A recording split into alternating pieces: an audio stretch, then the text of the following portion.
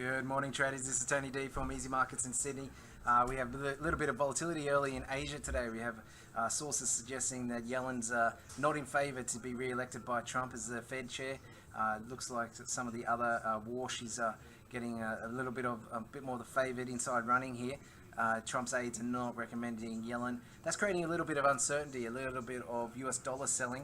You can see dollar yen's pushing back at the moment since that news has come to light, and US yields are also falling back after a tremendous run in the last couple of days. So US dollars rally may be a short-term over for right now. The euro is broken back above that 107.50 level as well, 117.50. Tested yesterday the 117. Looked like it was going lower because it did make that new low, but looks like the situation has changed pretty quickly, and price action is king. When the market changes, so should you in terms of your view.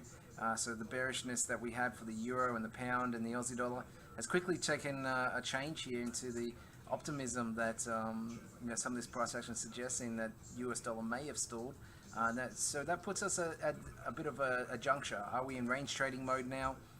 Is the top end of the range back towards 80 cents for the Aussie, back towards 120 for the euro, and back towards 112, 111 on the dollar yen. Should also be supporting gold here. Let's just bring up the gold candle just to check what's happening in gold, because gold's been one of the most heavily sold, so it has a fairly big amount of room to move if there is a reason to get long. Yeah, it's enjoying nice little gains. Now the problem with gold is that you do need some gold-based stories to help out, so a little bit of risk off would help. So there's some stock market selling, which has been very hard to get in the last couple of days, as record highs have been pushing every day.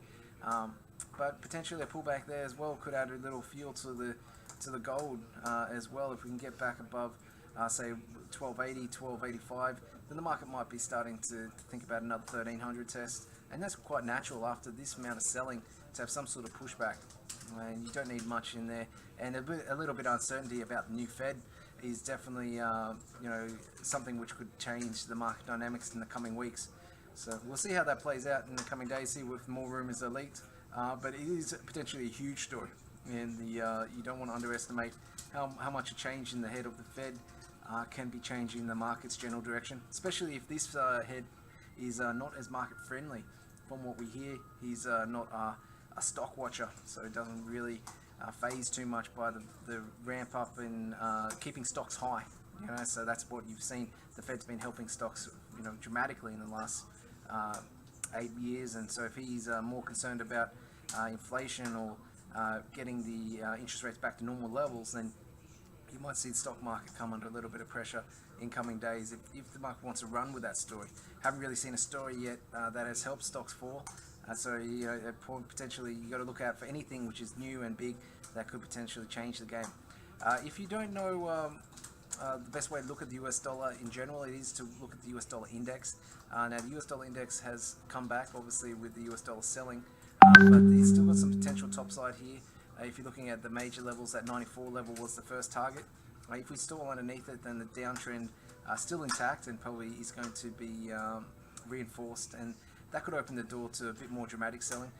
If we do get a little bit more support come through for the US dollar in the next couple of days into the NFP, or if the NFP is stronger than expected, then that 94 levels, that main level that we want to look at to get the resistance or not of the US dollar.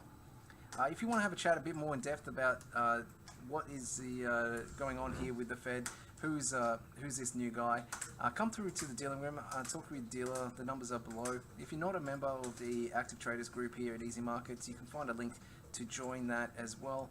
That gives you a tight spread account and also access to a dealer like myself or Russell Sanford, who's joined us from Axie Trader and City Index. Thanks, guys.